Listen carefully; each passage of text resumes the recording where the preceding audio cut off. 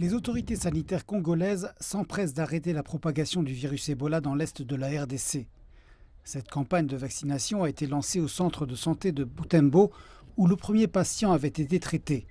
Ce patient est décédé au début du mois, mais 3 autres cas ont été rapportés jusqu'à présent dans la région. Effectivement, comme vous le savez, Les nouveaux cas d'Ebola dans l'est de la RDC posent un risque pour les pays voisins comme l'Ouganda, le Rwanda et le Soudan du Sud, mais notre gouvernement est déterminé à arrêter la propagation de la maladie. Nous travaillons avec des partenaires comme l'Organisation mondiale de la santé, l'UNICEF et d'autres organisations internationales afin de contenir cette épidémie.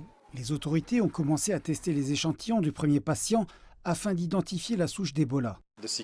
Nous procédons au séquençage et nous pensons que dans probablement peu de temps, nous serons en mesure de fournir leurs résultats. Les responsables de la santé affirment que plus de 300 personnes qui ont été en contact avec les patients testés positifs sont surveillées. L'Organisation mondiale de la santé a déployé une équipe d'intervention rapide pour soutenir les efforts du gouvernement visant à stopper la propagation de la maladie.